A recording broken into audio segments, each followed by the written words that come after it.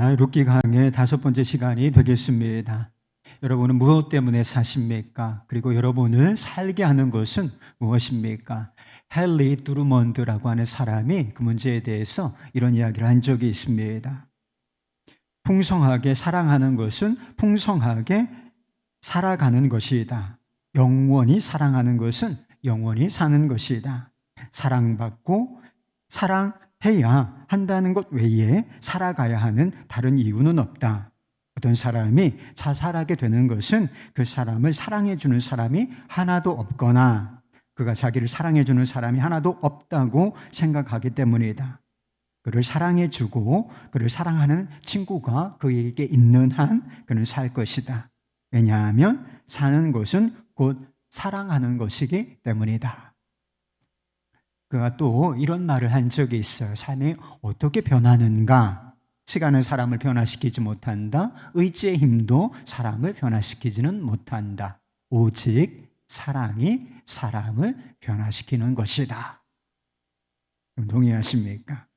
사람은 밥으로만 사는 존재가 아니에요. 예수님께서 사람이 떡으로만 살 것이 아니오라고 말씀하셨지요. 떡이 필요하다는 것입니다. 밥이 필요해요. 그러나 그것만으로 사는 존재는 아니다. 사람이 돈이 필요하지 않습니까? 그러나 돈으로만 사는 존재가 결코 아니다. 사람은 사랑으로 사는 존재인 것입니다. 사랑을 받아야 하고 사랑해야 사는 존재, 그것이 바로 인간인 것입니다. 오늘 본문 말씀도 그 사실을 정확하게 우리에게 보여주고 있습니다.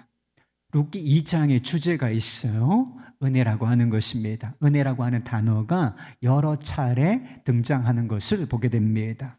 여러분, 은혜가 무엇이라고 생각하십니까? 은혜. 교회에서 자주 사용하는 언어지만 은혜라고 하는 뜻이 무엇일까요? 본문 말씀에 보면 은혜의 특징이 나타나는데 은혜라고 하는 것은 당연하지 않은 대우를 받는 것, 기대 이상의 호의를 입는 것을 의미한다는 것입니다. 룻은 이삭을 줍기 위해서 추수가 진행되는 밭으로 나아갔습니다. 그런데 이삭 줍기를 하고 저녁에 돌아올 때에는 아침에 나갈 때와는 상반된 기대 이상의 결과를 가지고 돌아온다는 것입니다. 이 룻에게 은혜가 주어졌기 때문이라는 거예요. 이삭 줍기는 율법에 의해서 허용된 것이었습니다. 보아스가 룻을 보았을 때 그 율법에 허용된 것이었기 때문에 이삭 줍기를 허용했지요. 그러나 보아스는 허용된 것 이상의 넘치는 호의를 그녀에게 베풀었다는 것입니다. 다른 밭으로 가지 말고 추수가 계속 진행되는 이 밭에서 내 밭에서 이삭을 주우라고 허용했습니다. 일꾼들에게 룻을 건드리지 말라, 위해를 가하지 말라라고 안전보장 명령을 내리기도 했다는 것입니다. 여러분, 일꾼들만 배가 고파요? 이삭을 줍는 여인도 시간이 지나면서 배가 고프지 않겠습니까? 그것을 고려해서 이 보아스는 룻에게 볶은 곡식이라고 하는 음식을 제공한다는 것입니다. 그것도 아주 배부르게 먹고 남을 정도로 충분한 양의 음식을 제공한다는 것입니다. 그 16절 말씀에 보면 일꾼들에게 보아스가 한 가지 명령을 내리는데 어떤 명령을 내리냐면 보리 곡식에서 이삭을 뽑아 버리라. 곡식단에서 이 곡식을 뽑아 버리라. 그러니까 이삭 줍기를 허용하는 것을 넘어서 아예 이삭을 만들어 주려고 했다라고 하는 것입니다. 룻이 저녁 때까지 성실하게 이삭을 주었는데 그 양이 한 에바쯤 되었다라고 했습니다. 한 에바가 얼마쯤 되느냐? 대략 한 15kg 정도가 된다는 것입니다. 나오미와 룻이 몇 주 정도 이렇게 먹을 양식이 이삭 줍기를 통해서 얻어진 것이었습니다. 보아스의 밭에서 일어나는, 여러분, 이 밭을 은혜의 밭이라고 부를 수가 있는데 이 밭에서 일어나는 일을 여러분 한번 보시기 바랍니다. 삭슬 받고 일하는 일꾼들이 있어요. 하루쯤 일을 하면 낯을 갖추고 이렇게 보리 추수를 하고 주인이 시키는 일을 하면 저녁에 일당을 받는 추수꾼들이 있습니다. 삭슬받는 일꾼들과 함께 누가 있는 거예요? 이삭을 줍는 여인이 함께 그 밭에 있는 것입니다.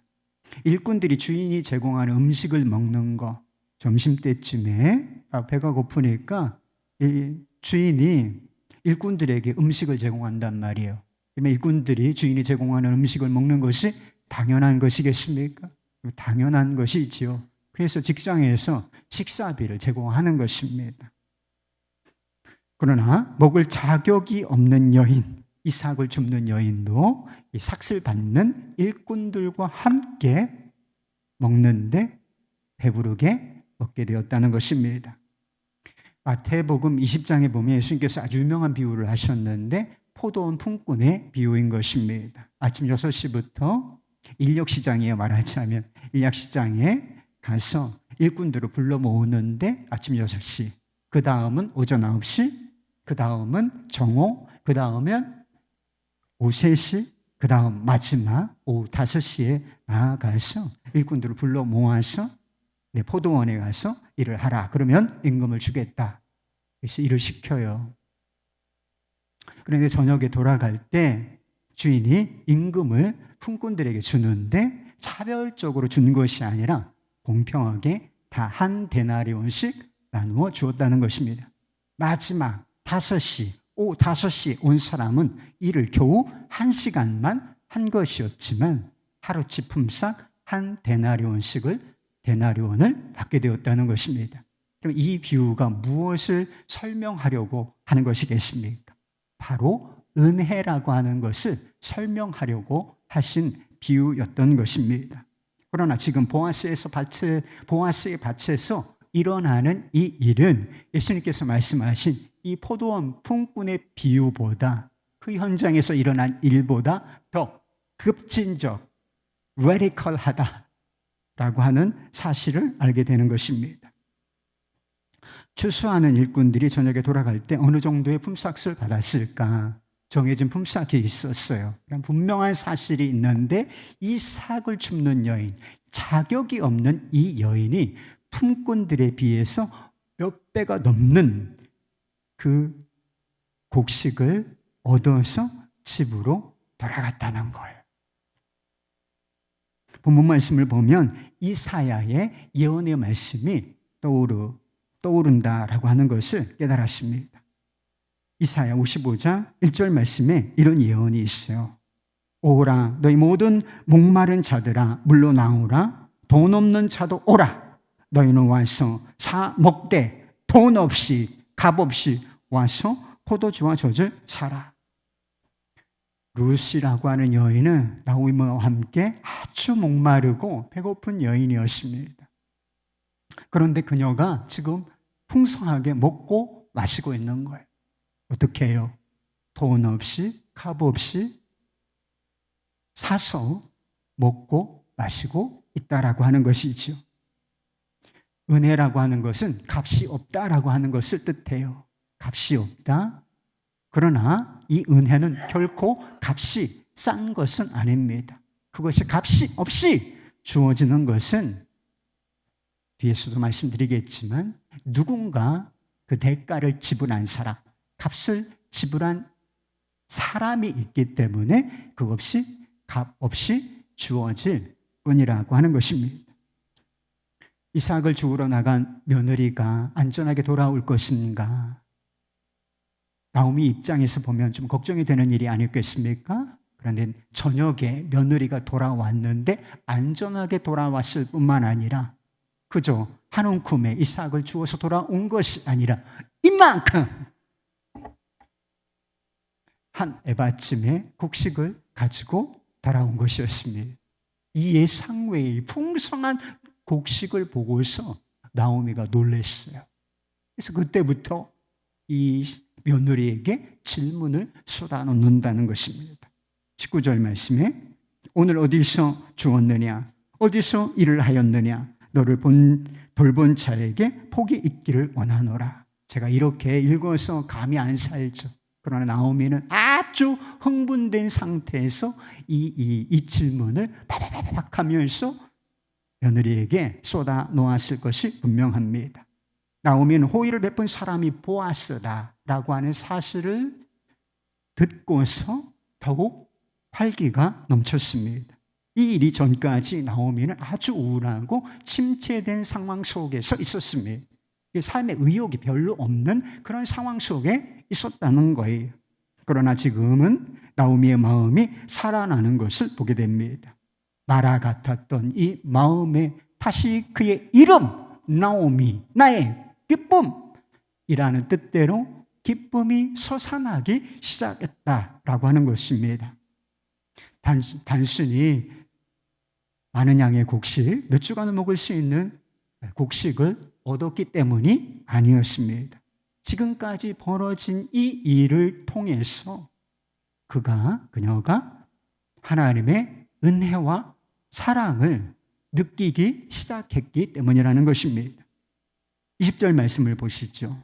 나오미가 자기 며느리에게 이르되 그가 여호와로부터 복 받기를 원하노라. 그가 살아있는 자와 죽은 자에게 은혜 베풀기를 그치지 아니하는도다. 여기 은혜라고 하는 단어가 나오죠. 이 룻기 전체의 주제인 헤세드라고 하는, 원어로는 헤세드라고 하는 단어입니다. 누가 누구에게 은혜 베풀기를 그치지 않는다라고 말하고 있는 것일까요? 어떤 사람들은 이것이 그냥 읽으면 보아스지 뭐, 보아스가 산자와 죽은 자에게 은혜 베풀기를 그치지 아니한다라고 나오미가 말했다는 거예요. 그러나 신중하게 성경을 연구하는 사람들에 의하면 더 많은 경우가 이 그는 단순히 보아스를 의미하는 것이 아니라 그 앞에 있는 여호와 하나님을 의미하는 것이다. 그렇게 해석을 한다는 것입니다. 문장의 구조가, 원어로 문장의 구조를 살펴보면 그렇다는 거예요. 뿐만 아니라 살아있는 자와 죽은 자에게 은혜를 베푸시는 분은 하나님 뿐이시기 때문에 그렇게 해석해야 합당하다라고 말하는 것입니다. 사람이 사랑으로 산다고 말씀드리지 않았어요? 사랑이 있어야 정말 살 수가 있는 거예요. 나오미의 마음이 살아나기 시작한 이유도 거기에 있는 것입니다. 예상을 넘는 풍성한 곡식을 눈앞에서 보면서 하나님의 사랑, 자기 백성을 돌보시는 하나님의 헤세드, 그 신실한 사랑을 이제 비로소 감지하기 시작했기 때문에 죽은 것 같았던 그의 마음, 그 마음이 다시 살아나기 시작했다라고 하는 것입니다. 나오미는 보아스에게서 뭘 보았느냐? 지금 절망적이에요. 삶의 주변, 마음까지 깜깜해요. 그런데 보아스라고 하는 이야기를 듣고서 그 보아스에게서부터 희망을 보기 시작한다는 것입니다. 그가 자신들을 불행과 고통 속에서 건져낼 수 있는 사람이라는 사실을 깨달았기 때문인 것입니다. 이 보아스라는 인물이 중요한 인물인데 보아스가 누구냐? 나오미는 알았어요. 그를 이렇게 설명합니다. 20절 말씀, 그 사람은 우리와 가까우니 우리 기업을 물을 자 중에 하나이니라. 보아스가 남편 엘리멜렉의 가까운 친족, 가까운 사람, 친족이죠? 친족이기 때문에 기업 물을 자가 될 수 있다는 것입니다. 룻기 2장의 주제가 뭐라고 말씀드렸어요? 은혜라고 말씀을 드리지 않았습니까? 그런데 이 은혜의 중심, 한 복판 안에 있는 것이 바로 기업 물을 자라고 하는 것입니다. 이 기업 물을 자, 우리는 이렇게 풀어서 좀 설명을 했는데도 이해하기가 좀 쉽지 않으시죠? 그런데 원래 히브리어로는 단어가 한 단어예요. 간단합니다. 고엘이라고 하는 단어예요. 고엘이 무슨 뜻이냐? 구속자다, 구원하는 자다라고 하는 뜻을 가지고 있는 단어가 고엘이라는 것입니다. 가까운 친족을 정말 어려운 상황 속에서 고통과 악이라고 하는 것이 꼭 도덕적인 악만 있는 것이 아니라 우리가 불행, 고통, 이게 다 악의 범주에 속하는 거예요. 그런데 이런 악에서 그 친족을 건져낼 책임을 가지고 있는 사람, 그 사람을 뭐라고 부른다는 거예요? 고엘이라고 부른다는 것입니다.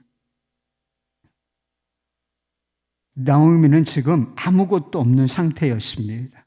그러나 나오미가 원래부터 아무것도 없는 것은 아니었어요. 삶의 기반이 되고 울타리가 되는 그 당시에는 남편이 있었죠. 그리고 땅도 있었고 농사를 짓고 거기서부터 양식을 얻어서 살 수 있는 그런 때가 있었다. 과거형이지만 그런 때가 있었던 것입니다. 그러나 흉년과 죽음과 가난으로 삶의 곳간이 지금은 텅 비어버린 상태가 된 것이었습니다. 그런데 나오미를 그 악과 불행과 고통 속에서 건져낼 고엘, 그가 바로 보아스였다는 것입니다.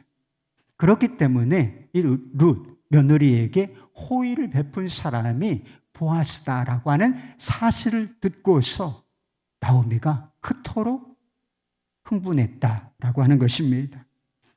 고엘 제도가 어떻게 만들어진 것인가? 고엘 제도를 만드신 분은 하나님이신 것입니다. 하나님께서 왜 이 고엘이라고 하는 제도를 만들어 두신 것인가? 이것이 중요한 문제가 아니겠습니까? 이 고엘이라고 하는 단어가 어디에서부터 나온 것인가? 가알, 저기 어렵죠?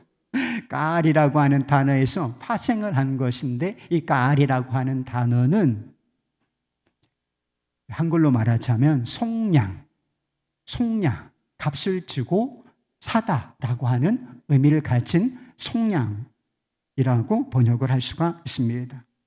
이 속량이라고 하는 단어가 쓰이기 시작한 시점이 언제인가?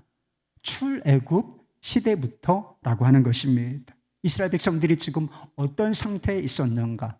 애굽에 450년 동안 종살이를 하고 있는 상황이죠. 고통 속에서 그들이 부르짖을 때 하나님께서 그들을 불쌍히 여기시고 그들을 속량하시고 구원해내기로 작정하시고 모세를 통해서 실제로 그 일을 이루시지 않았습니까? 그리고 그들에게 그냥 구원해내신 것뿐만 아니라 새로운 땅을 주시겠다고 이미 약속을 하셨는데 그 땅이 바로 지금 나오미와 룻이 살고 있는 이 땅, 가나안 땅이 아니었겠습니까? 하나님께서 이스라엘 백성들을 속량, 값을 지불하시고 그들을 구원해내시고 약속의 땅을 기업으로 주신 이유가 무엇이겠습니까? 어떤 상황 속에서도 그리고 누구에게도 매이지 않은 자유인으로서 하나님만 섬기는 하나님의 백성으로 살게 하시기 위하여 그들을 속량하시고 이 가나안 땅을 그들에게 기업, 선물로 주셨던 것입니다. 문제는 이스라엘 백성들을 속량하신 이 하나님의 목적, 속량하신 하나님의 목적, 앞으로 자유케 하시고 하나님이 약속하신 땅에 들어가서 다 선물로 땅을 이렇게 나누어 받도록 하셨다는 거예요. 그래서 하나님만 섬기는 자기 백성이 되도록 하셨는데 하나님께서 속량하신 이 목적이 상실될 상황이 벌어질 수 있다라고 하는 것을 하나님께서 아셨다는 거예요. 왜 하나님께서 속량하신 그 목적이 이 가나안 땅에서, 약속의 땅에서 상실될 수 있을 것인가? 가장 중대한 이유는 인간의 죄 때문인 것입니다. 그리고 불가항력적인 흉년과 같은 자연재해, 그리고 극심한 가난, 이런 원인으로서 하나님께서 속량하신 목적이 상실될 수 있었다라고 하는 것입니다. 죽음으로 생명을 이어가지 못한다든지 누군가 의도적으로 타인의 생명을 또 재산을 빼앗는다든지 가난 때문에 뭘 팔아야 하겠는데 세간살이 다 팔았어. 마지막으로 생명을 유지하기 위해서 팔 수 있는 게 뭐겠어요? 몸이에요. 그 당시에는 몸도 팔았어요. 노예로, 종으로 다른 사람에게 팔거나 땅을 팔거나 하는 이런 상황이 벌어질 수가 있다는 것이죠. 하나님께서 선물로 주신 생명과 자유와 기업을 상실할 수 있게 되는 것이었습니다. 바로 그때 하나님께서 처음 이스라엘 백성들을 속량하신 그 목적을 다시 회복시키기 위하여 만들어 두신 제도, 그 중에 하나가 고엘인 거예요. 희년이라고 하는 제도도 있는 것이고, 고엘이 무르는 것은 몇 가지 종류가 있었습니다. 잃어버린 것이 생명이었어요. 그것이 생명이었을 경우에는 죽은 자를 대신하여 복수의 의무를 가지고 있었습니다. 그래서 죄를 지은 사람을 붙잡아다가 정당한 재판을 받을 수 있도록 하는 역할을 고엘이 감당했고, 대가 끊긴 상태에서 누군가 죽어버리면, 형제가 죽으면 형제를 대신하여 생명을 이어가는 그것을 물을 책임을 가지고 있었습니다. 잃어버린 것이 몸의 자유이면 값을 지불하고 사서 그 친족에게 자유를 허락하도록 하는 것입니다. 그것이 땅일 경우에는 그 땅값을 지불하고 사서 내가 갖는 게 아니고 누구에게 주는 거예요. 원래 그 땅을 하나님으로부터 선물로 받았던 그 사람, 그 가족에게 돌려주는 것이었습니다. 그렇게 해서 모든 사람이 자유로운 가운데 하나님을 섬기도록 만들어진 제도가 고엘인 것입니다.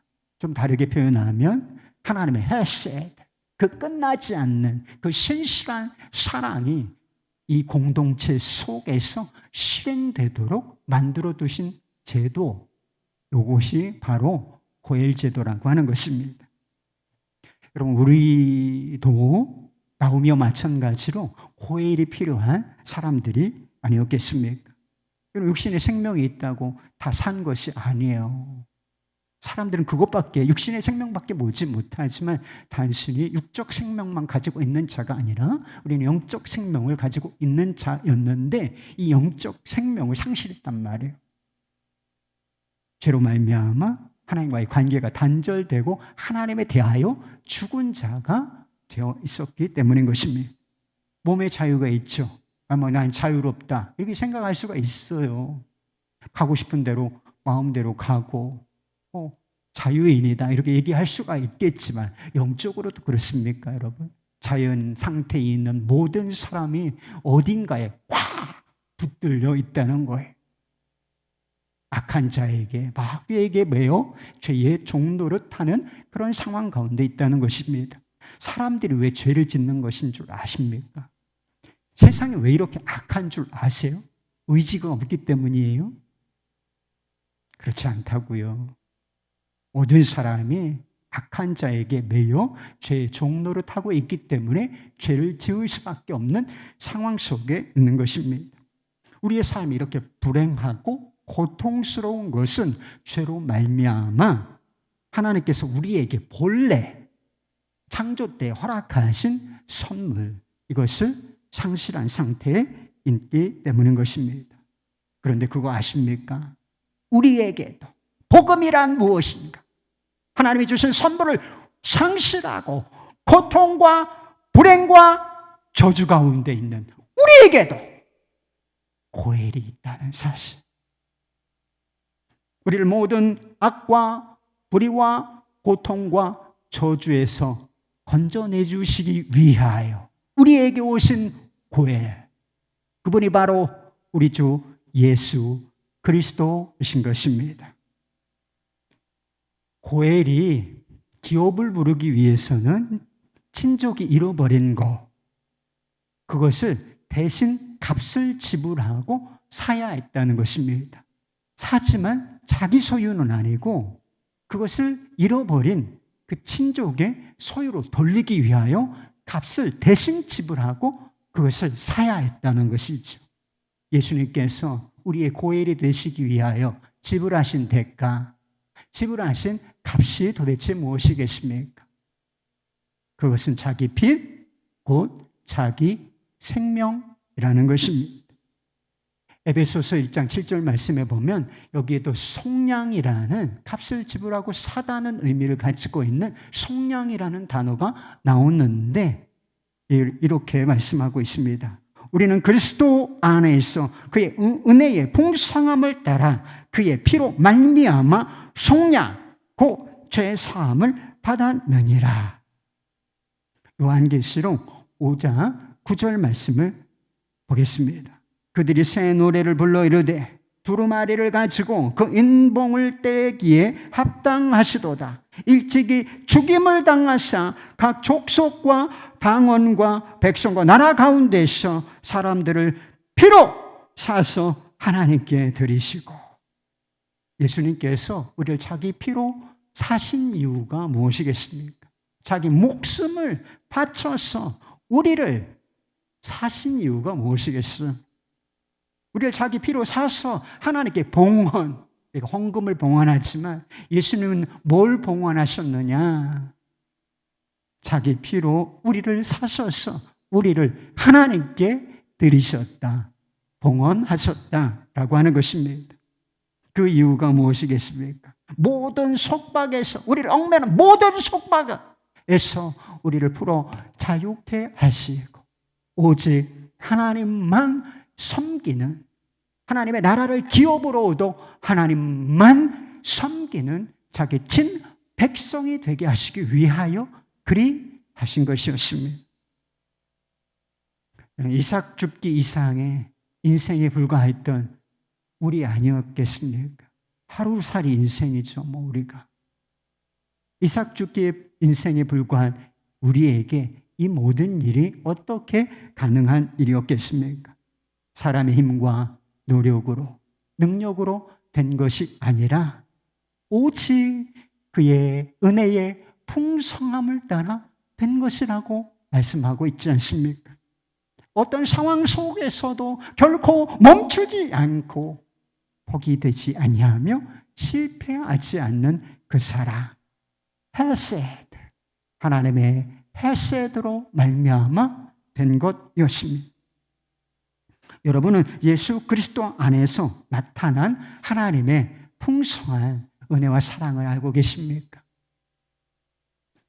이 사랑이 여러분의 마음에 닿아야, 여러분 마음에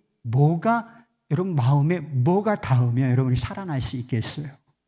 우리를 구속하시고 속량하시고 모든 저주에서, 모든 매어 있는 것에서 우리를 풀어 자유케 하신 그 사랑, 자기 피로 우리를 속량하셔서 하나님께 드리신 그 사랑, 이 사랑이 우리 마음속 깊은 곳에 닿아야 우리 영혼이 살아나고 우리의 마음이 살아나게 되는 것입니다.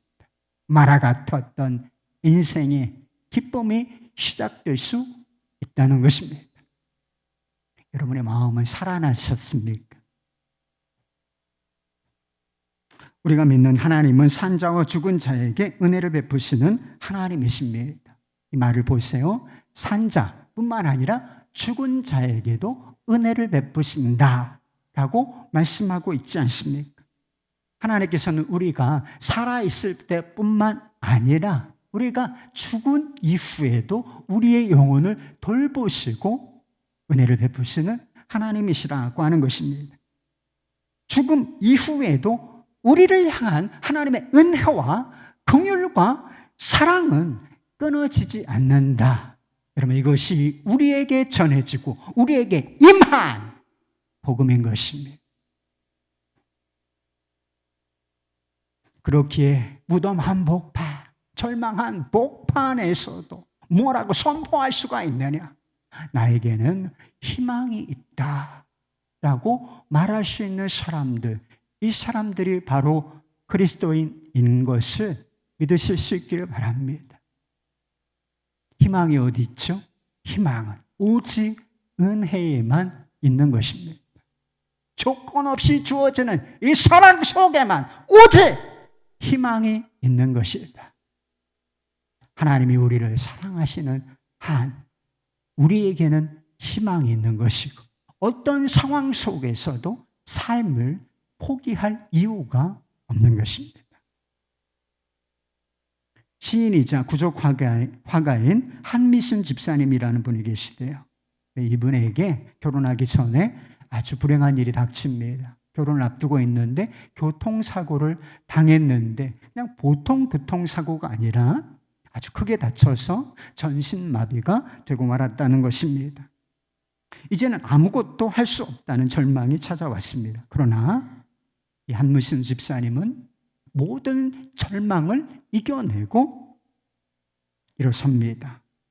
손 하나 까딱할 수 없었지만 그녀에게도 유일하게 움직일 수 있는 신체 기관이 있었는데 그것이 바로 입이었습니다. 그녀는 그때부터 입으로 그림을 그리는 구족화가라고 불러요. 구족화가의 꿈을 갖게 되었고 결국은 이 구족화가의 꿈을 이루어냈다는 것입니다. 그분이 책을 하나 쓰셨는데 제목을 그렇게 붙였습니다. 홀로 있어도 혼자가 아닌. 그 책에 이런 내용이 나와요.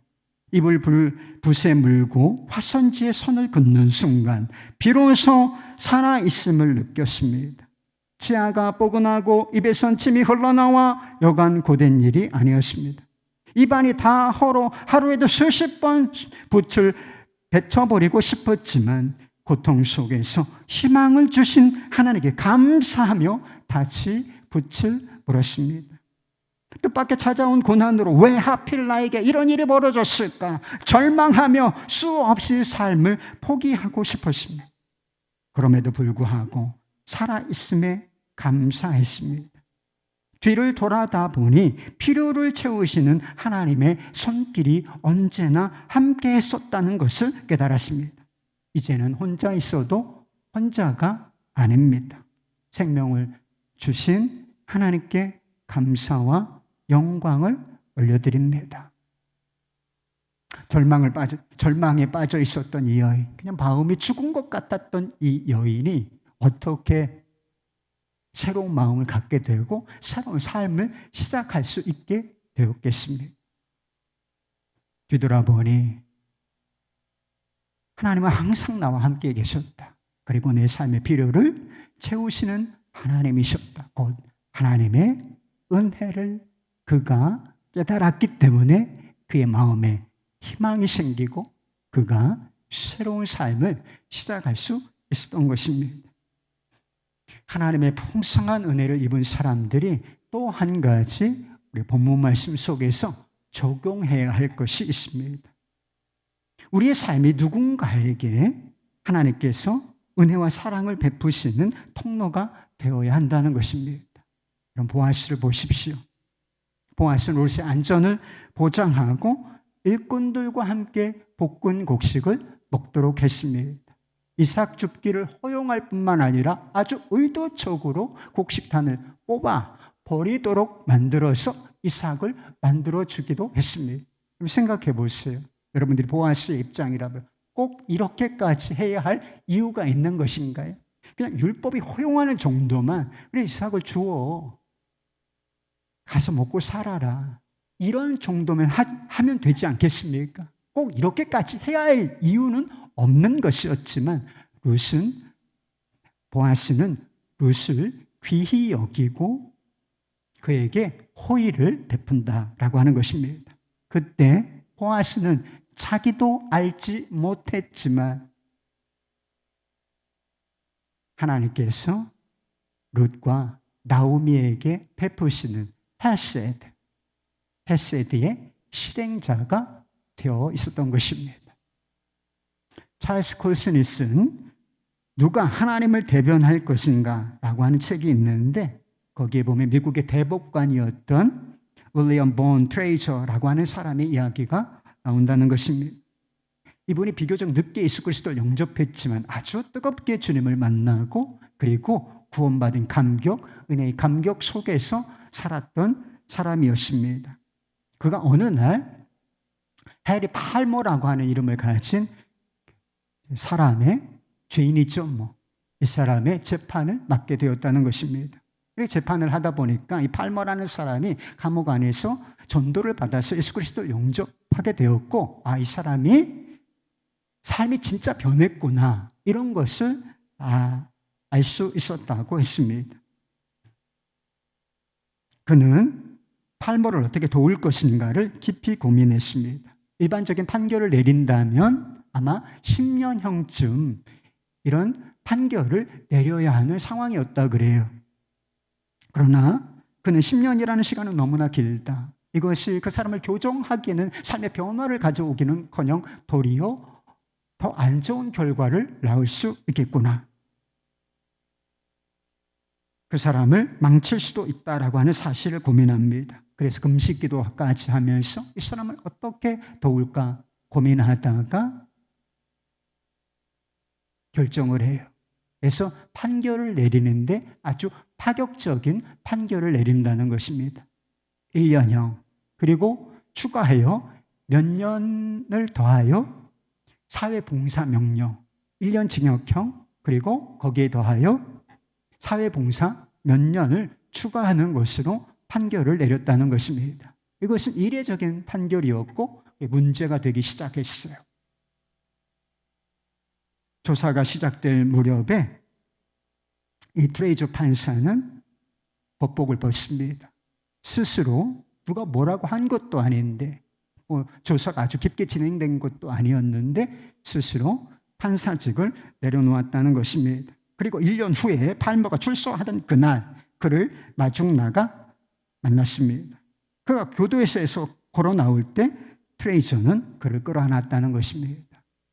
이 팔모가 엎드려서 눈물을 뚝뚝 흘리면서 이런 말을 했다는 것입니다. 판사님, 이렇게까지는 할 필요가 없었는데, 판사님, 이렇게까지 하실 필요는 없었는데.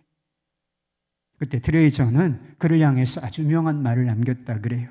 아니 이렇게까지라니요. 주님은 형제와 나를 구원하시기 위해서 목숨까지 주셨는데요. 팔모가 일어나서 이 트레이저 판사의 손을 붙잡고 굳은 표정으로 결의에 찬 표정으로 이렇게 말했다는 것입니다. 실망시켜드리지 않겠습니다. 최선을 다해서 살겠습니다. 그는 정말 자기가 고백한 대로 변화된 삶을 살아갔다라고 하는 것입니다. 그런 말씀 드렸죠. 사람을 변화시키는 것이 무엇인가? 그것은 시간도 아니며 의지의 힘도 아닌 오직 사랑으로 되는 일이다. 사랑을 감지할 때 사람이 변한단 말이에요.